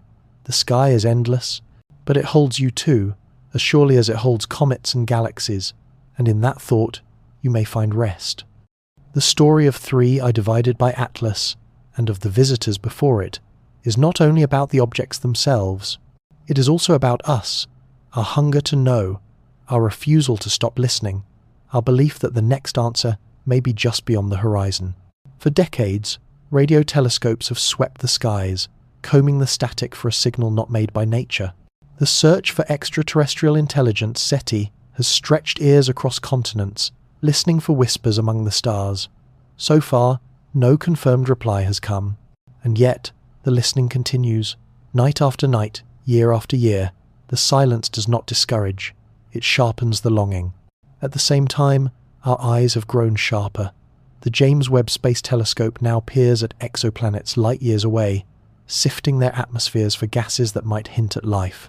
Soon, the Vera Rubin Observatory will scan the night sky with relentless precision, catching objects as faint and fleeting as 3I divided by Atlas before they slip away. These instruments are our lighthouses, set along the shore of the cosmic ocean, their beams sweeping endlessly outward. One astronomer described these efforts as the watchfires of humanity, flames we keep lit so that, should another mind look our way, they will know we are here. It is a poetic image, and perhaps an accurate one, because even if no signal comes, the act of keeping vigil binds us together. It turns the night sky into a shared endeavour, a canvas on which we place both our instruments and our hopes. Scientists still debate whether we are searching in the right way. Are radio waves too primitive, too narrow a channel?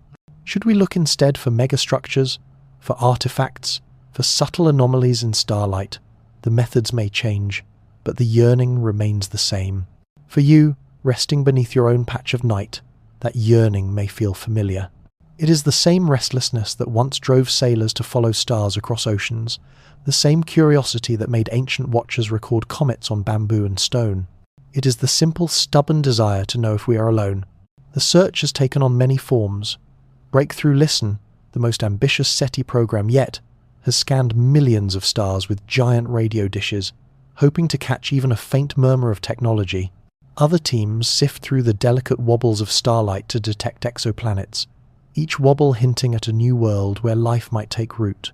Every method is a different net cast into the same ocean, each waiting to see what it might draw up. The results so far have been quiet, but the effort continues with almost devotional patience. A scientist once remarked that every time we point a telescope at the sky, we are tossing a message in a bottle into the cosmic sea.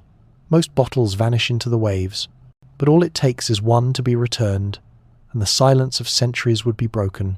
Closer to home, astronomers keep watch for the next interstellar visitor. Oumuamua came and went too quickly. Borisov left just a trail of dust, and Atlas whispered faintly in its fog. But the very fact that we have already seen 3 tells us more will come. Each new visitor is a chance to learn not only about other systems, but also about ourselves, about how we respond to the unknown. Scientists still debate how near or far the next great discovery may be. Some argue that new telescopes will give us answers within decades.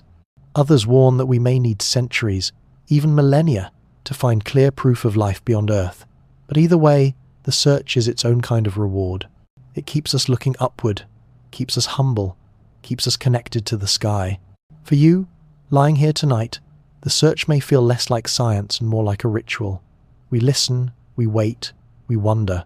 It is the same rhythm that has guided humanity since the first stories were told under firelit skies. And though the answers remain elusive, the act of asking is already a kind of discovery. Numbers alone remind us why we keep looking. Astronomers estimate that in the Milky Way, there may be billions of planets circling stars in the habitable zone, places where water could flow and life might stir. Each of those worlds is a question mark, waiting silently beyond our reach. Even if only a fraction carry life, the possibilities are staggering. That potential fuels the patience of our search. Someone once said that to study the night sky is to write letters to the future. You may not receive an answer in your lifetime, but you trust that one day, someone will. The telescopes, the surveys, the listening posts scattered across mountains and deserts. They are our letters, sealed in instruments and algorithms, addressed to whoever might reply. In the meantime, we wait for the next traveller. Another shard of ice, another comet with a foreign accent, another clue that the galaxy is not empty. They may not carry messages carved by hands, but their presence is still a kind of communication, proof that systems touch, that fragments wander, that we are part of something larger than ourselves. Scientists still debate whether we are on the cusp of a breakthrough or at the beginning of an endless vigil. Some believe the next few decades will bring the first unambiguous discovery of life elsewhere. Others caution that the search could stretch for centuries, that patience will be the price of revelation. But even in disagreement, there is unity. All agree the search is worth continuing. For you, here and now, perhaps the meaning is simpler. To search is to hope. To look upward is to admit that you belong to the cosmos, not just to Earth. And whether the answers come tomorrow or 1,000 years from now, the act of looking is already enough. It is the lullaby of curiosity, the endless rhythm of human longing, carrying you softly into the dark. For most of human history, the sky's messages were visible. Comets blazing, stars flaring, meteors cutting sudden paths. But in the modern age, we have learned to listen as well as look.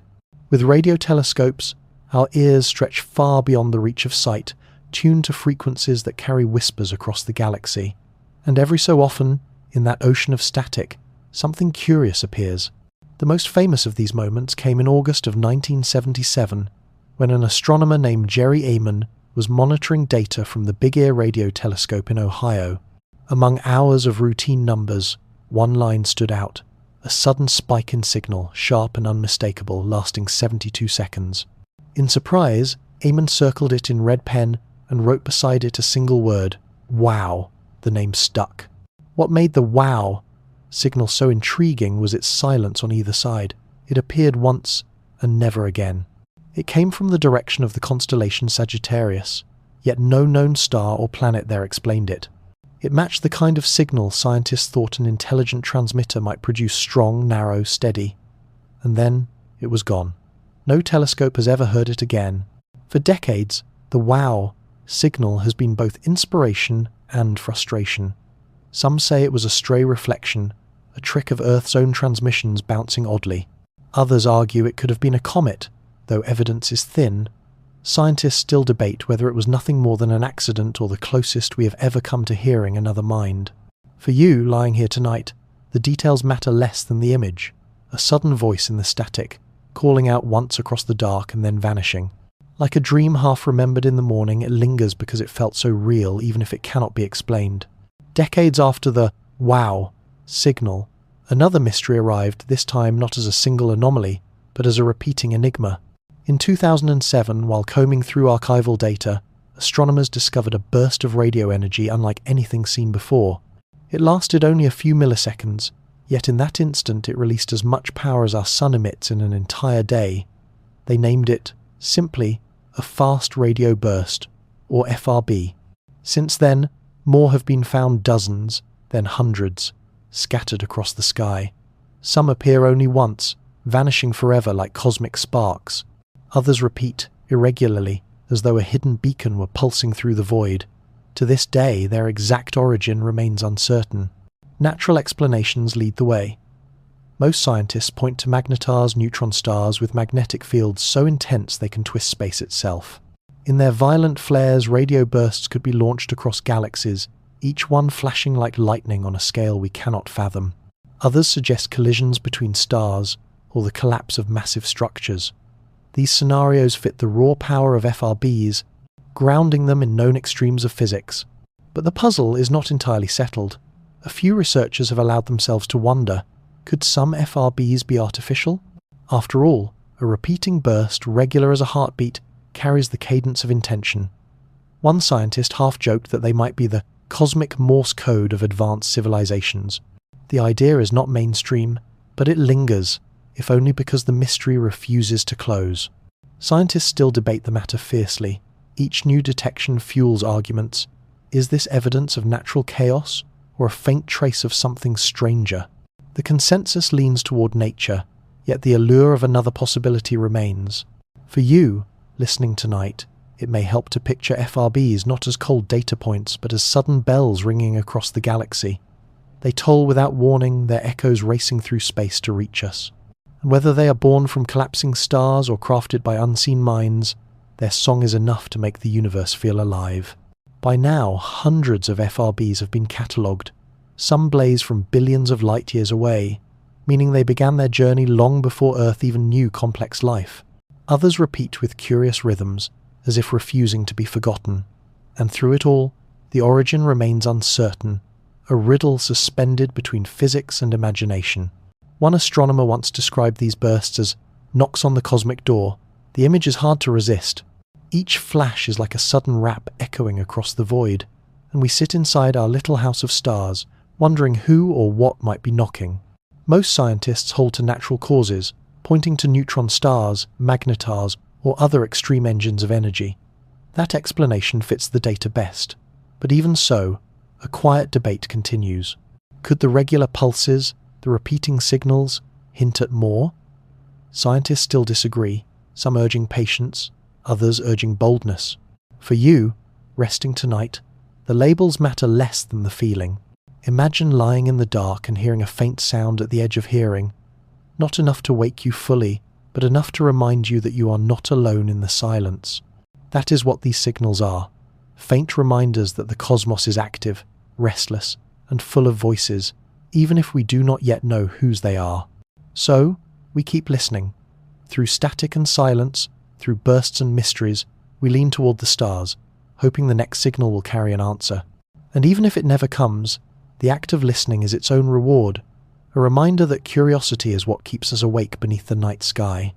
Sometimes, the most puzzling signals are not fleeting visitors at all, but permanent residents of the cosmos, objects so strange that when we first encountered them, we wondered if they might be artificial. In 1967, a young graduate student named Jocelyn Bell noticed something odd in the radio data she was monitoring. Amid the background hiss, there was a pulse, sharp, steady, repeating every 1.3 seconds with uncanny precision. Nothing in the sky was supposed to behave that way. At first, the team half joked it could be a beacon from little green men. They even nicknamed the signal LGM1. Soon, more of these objects were discovered, scattered across the galaxy, each ticking like a clock. The mystery gave way to understanding. They were pulsars, neutron stars, spinning so fast that their magnetic fields shot out beams of radio waves. Each time the beams swept across Earth, we heard a pulse. Far from artificial, they were the remains of massive stars, collapsed into objects so dense that a teaspoon of their matter outweighed mountains. But the first impression never quite faded. The pulses were so regular, so exact, that they still carried a ghost of that initial thought. Could nature really be so precise on its own? The answer, of course, was yes. Nature can be stranger, sharper, more disciplined than we expect. Scientists still recall that moment, fondly the time when we briefly considered that we might have stumbled across alien beacons, only to find something perhaps even more astonishing: lighthouses built not by minds, but by the deaths of stars.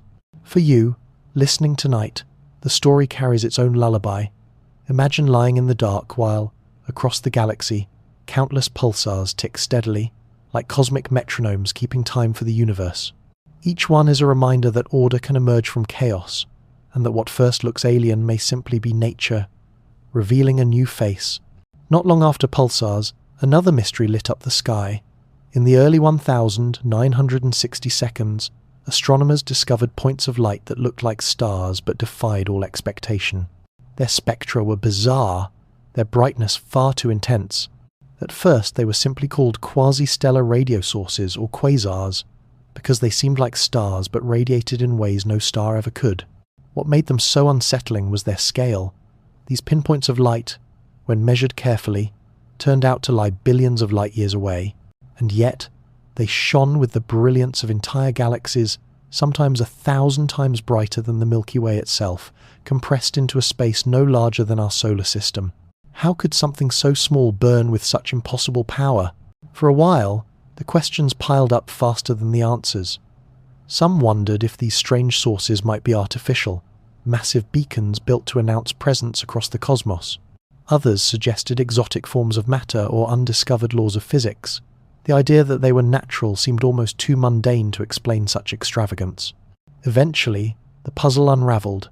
Quasars, we learned, are the blazing hearts of galaxies whose central black holes feed greedily on surrounding matter. As gas spirals inward, it heats to unimaginable temperatures, releasing torrents of light and energy that outshine everything else around them. What first looked like tiny stars turned out to be the signatures of galactic engines, burning with power beyond measure. Still, the early wonder never fully disappears. Even today, when we know their cause, quasars feel like cosmic flares, lighthouses, visible across the longest distances, beacons not of intelligence but of gravity's hunger. Scientists still recall how tempting it was to imagine minds behind the brilliance. And in a way, the truth was no less awe-inspiring. No aliens, no technology, just nature itself roaring at galactic scale. For you lying quietly tonight, that thought is soothing in its own strange way. If even natural processes can mimic the signs of intelligence, then the universe is richer than we imagine, full of riddles that remind us how easily we mistake wonder for communication. Looking back, it is easy to smile at how quickly our minds turn toward the extraordinary. Pulsars were first christened LGM1, little green men, because their rhythm felt too deliberate. Quasars were debated as possible galactic beacons, too bright to be believed as natural. Even magnetars and gamma-ray bursts, when first discovered, carried whispers of intention before science found their roots in collapse and collision. Yet these stories reveal something important. Nature, without any guiding hand, can produce patterns so precise they resemble language, and lights so fierce they rival our wildest imaginings of technology. The universe does not need to be populated with signals to astonish us. Its own physics can masquerade as conversation, teaching us humility in the face of power and scale. Still, the debates continue in quieter tones. Should we always assume nature first, and risk overlooking a true voice among the noise? Or should we allow the possibility of intention, and risk being fooled by a trick of physics? Scientists still disagree, and perhaps they always will. For every neat explanation, there remains a sliver of doubt, a space where wonder persists. For you, resting beneath tonight's sky, this history is both a caution and a comfort. The cosmos is filled with lighthouses, some natural, some perhaps yet unknown, flashing their beams across time. Most are not meant for us, yet we see them anyway, and in seeing, we find meaning. So when you hear of pulsars ticking or quasars blazing, let the names fall gently, like notes in a lullaby. They are not voices, not messages, but they remind you how alive the universe is, and how much beauty can exist even without intent. And that reminder, soft and steady, may be the most precious gift of all. There is a kind of sadness woven into the story of every interstellar visitor. By the time we notice them, they are already leaving. Their speed, their brightness, their trajectory all conspire to give us only the briefest chance to watch before they vanish into the dark. Oumuamua, the first, was visible for only a matter of weeks.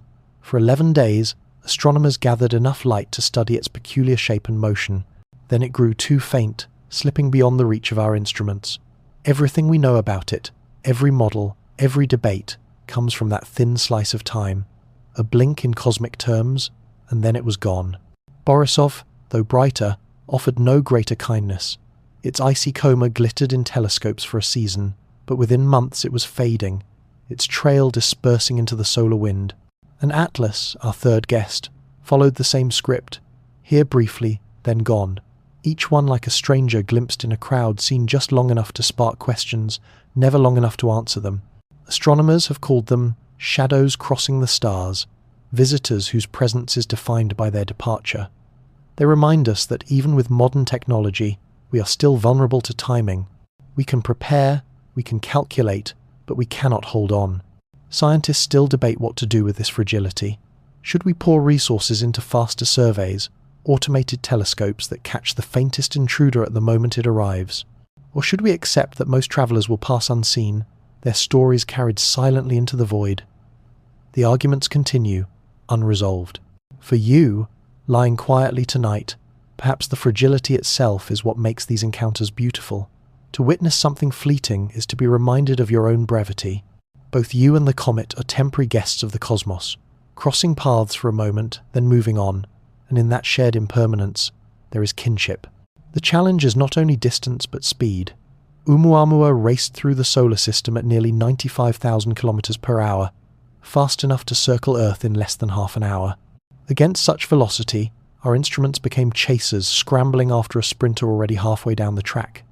The clock started the moment it was noticed, and within days the opportunity was already slipping away. Some astronomers compared the encounter to a knock on the door, so quick you barely had time to rise from your chair before the caller had vanished. The metaphor feels apartment. By the time our telescopes turned, the visitor was already halfway out, leaving only a fading echo to puzzle over. This fragility of witness is both frustrating and profound. Frustrating, because we crave certainty measurements, spectra, images, sharp enough to silence debate. Yet profound, because it mirrors our own condition. Human lives too are brief windows of perception, short spans during which we try to grasp something vast. Like comets, we burn brightly for a time, then fade, leaving behind traces in memory and story. Scientists still argue about how to respond to such fleeting guests. Some propose ambitious missions, spacecraft stationed, ready to launch at a moment's notice, able to intercept and study the next visitor up close. Others shake their heads, pointing out the expense, the improbability, the race against a clock that may always be too fast. The debate continues, fueled by equal measures of yearning and realism. For you, listening tonight, the science may fade into a gentler lesson. Fragility does not diminish, meaning it deepens it. The comet's brief glow becomes precious precisely because it cannot last. So too with the people and moments in your own life. Their impermanence is not a flaw but a feature, a reminder to notice, to hold gently, to remember. Even 3I divided by Atlas, discovered with the benefit of modern surveys, did not linger long. For a handful of months it shone faintly, its tail scattering into the void before it slipped from view. By now, it is already beyond our reach, carrying its secrets away, perhaps never to be glimpsed again.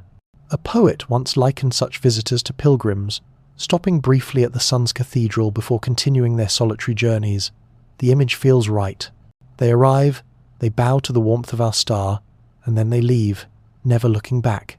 We, the congregation, watch in silence, catching only fragments of their devotion before the doors close. Scientists still disagree about how to handle this fragility.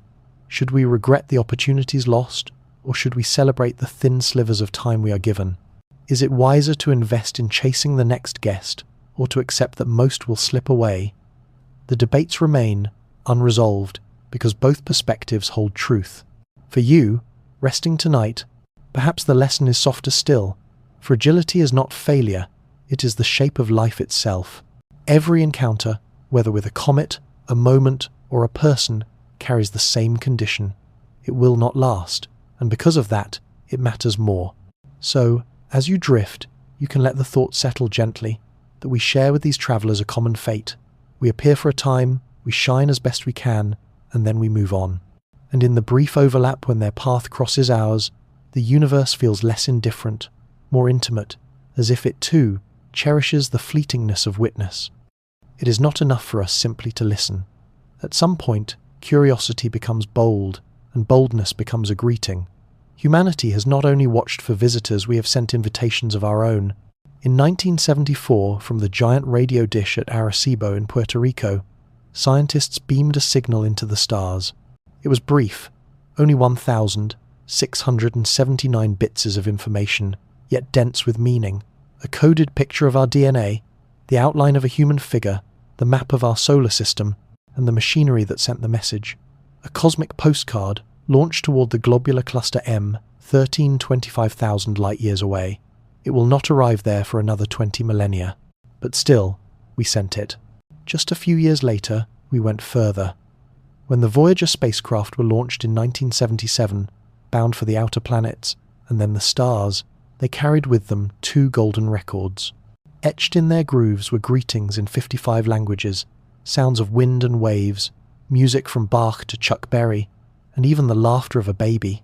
They were time capsules, messages not just of science, but of culture, carrying the essence of humanity into the dark.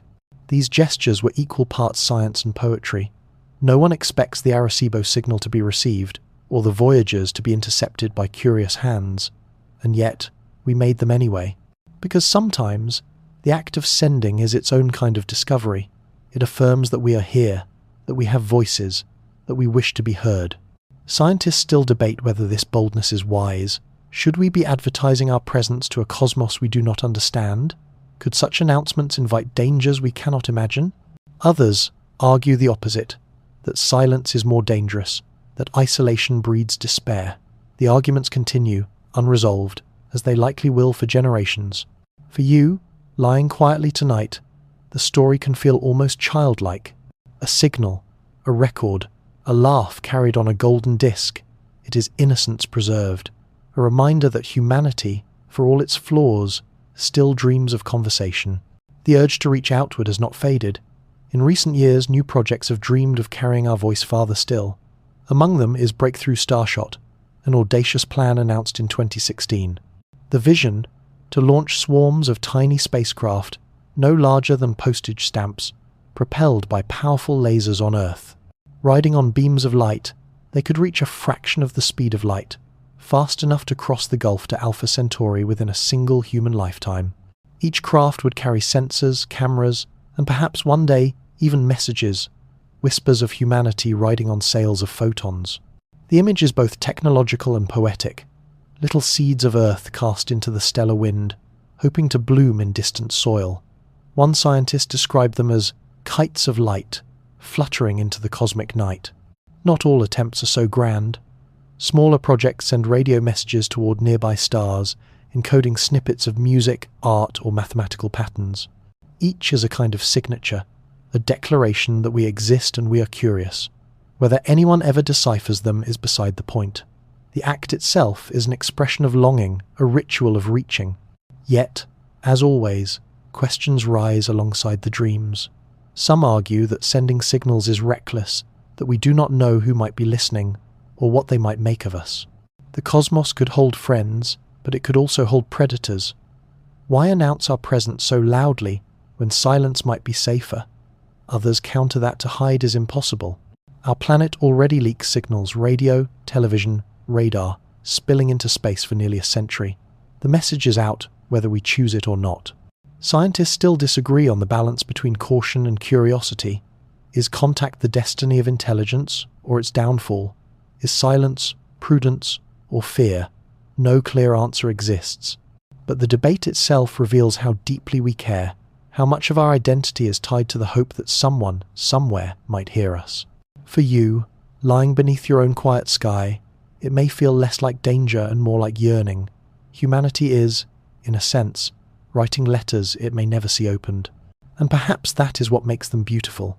They are not contracts, not strategies, but songs sung simply because the silence felt too heavy to bear. Far beyond the orbits of planets, the Voyager spacecraft continue their silent flight. Each carries a golden record, still intact, still spinning, still waiting for someone or no one to touch its grooves. In all likelihood, no listener will ever lift the needle, and yet, the records will outlast us. While mountains erode and seas shift, while even our languages change beyond recognition, those golden discs will continue to drift. They are memory made durable, a testament to a species that refused to stay quiet. One poet once called them bottles of golden light cast into the cosmic sea. The image is simple and true. Small vessels launched from a shore we may never return to, carrying fragments of laughter, of music, of who we once were. Their beauty lies not in their reception, but in their existence. Some scientists still argue over their meaning. Are these messages genuine attempts at contact, or are they mirrors, meant more for us than for others? Perhaps both. To send a greeting into the void is also to remind ourselves that we are here, that our lives matter enough to be shared. In speaking outward, we hear ourselves more clearly. For you, resting beneath your own stretch of stars, the thought can be lulling. Imagine a record turning endlessly in the dark, a song without audience, a story without reply, and yet it is there. Like you, it occupies a place in the cosmos, fragile but real.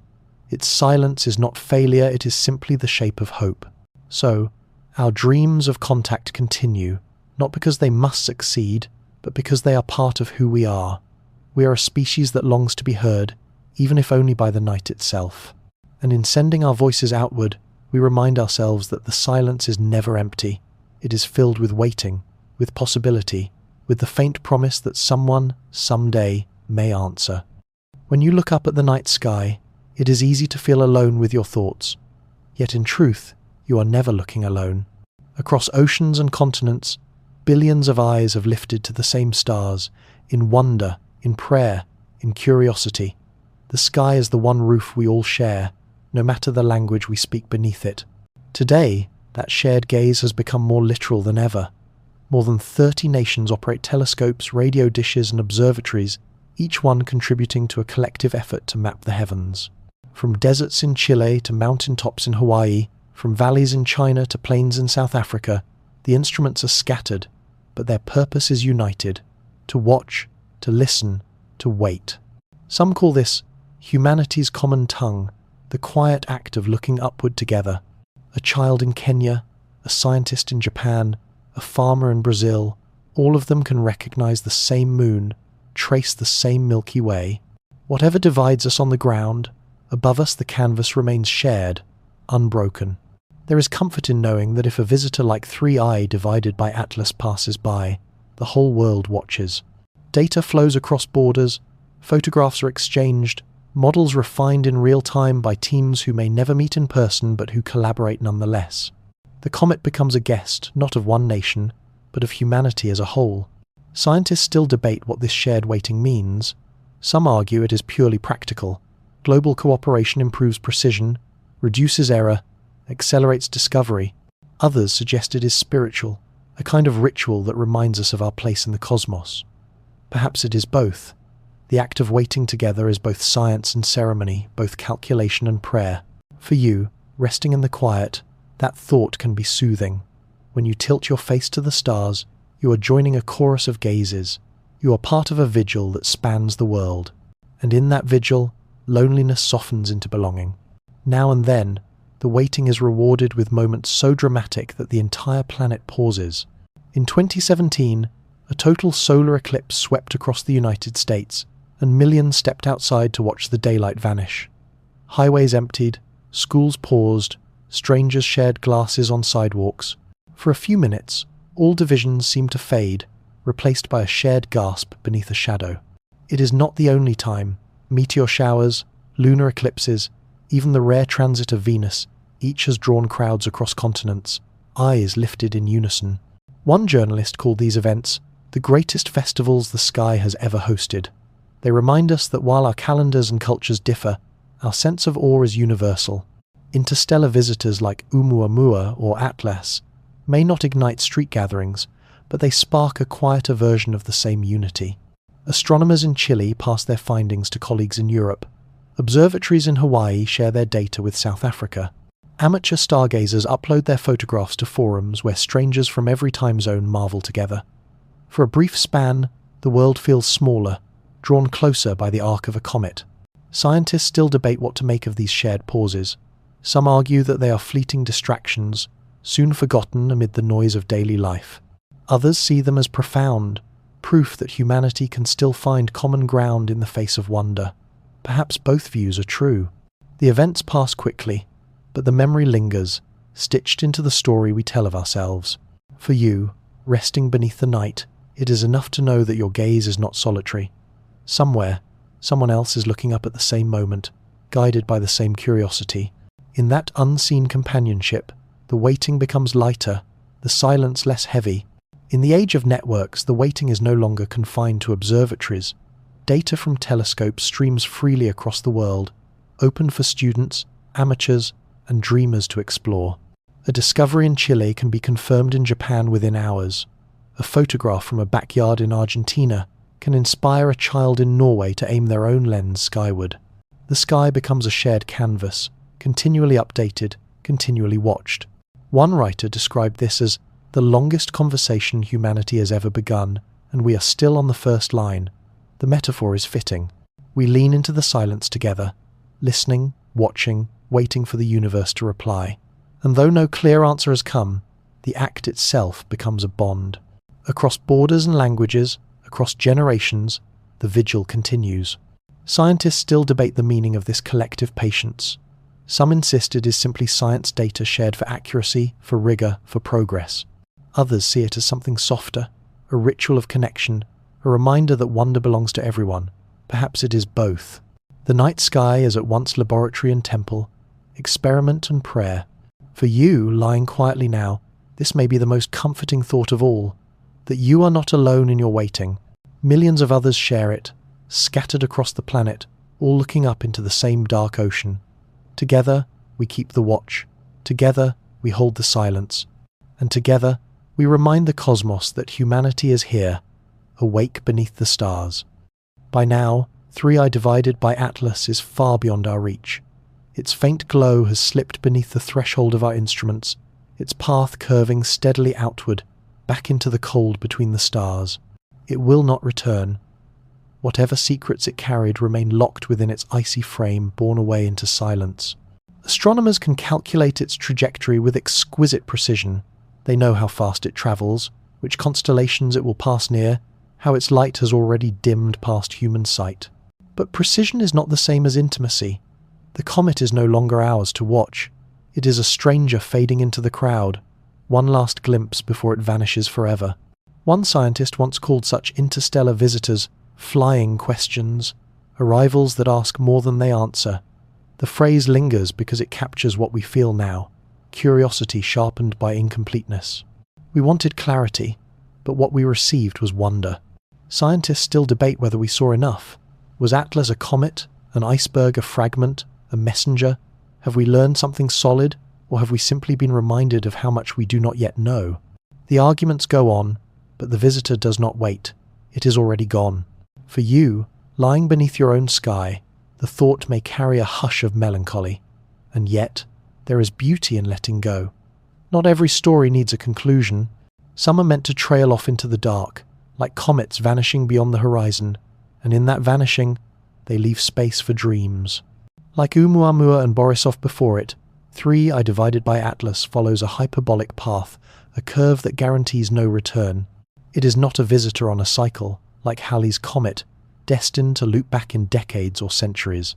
It is a traveller with no return ticket, a guest who leaves without farewell, destined for another stretch of space where we will never follow. Some writers have called these objects punctuation marks of the cosmos, pauses in the endless sentence of the stars. Their arrival interrupts the flow, demands our attention, and then, like a comma or a dash, they slip away, leaving the sentence unfinished. The metaphor rings true. 3I divided by Atlas has given us not closure but interruption, not answers but questions. Scientists still debate what to make of such departures. Should we treat them as endings, the last word in a fleeting story? Or should we see them as beginnings, seeds of imagination planted in the soil of mystery? Each side has its voice, and neither silences the other. The comet itself, indifferent, glides on. For you, watching with the mind's eye, the departure can feel oddly intimate. You know this traveller will never return, yet you were here for its passing. For a moment, your story and its story overlapped. That overlap is enough. It is what makes witness sacred. And now, as Atlas fades, you can let it carry your questions with it. Let it hold your unspoken thoughts, your half-formed dreams, your longing for answers not yet found.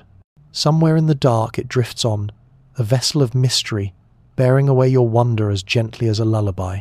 Now, 3I divided by Atlas is no more than a shadow slipping into interstellar space, its faint trail dissolving into distances we cannot fathom. Our instruments fall silent, our charts mark its path, but our eyes will never see it again. It has become what most things in the universe are to us, unseen, unreachable, a story we can only imagine. One astronomer once described moments like this as the universe's silent wave, a gesture without hand or voice, yet felt all the same.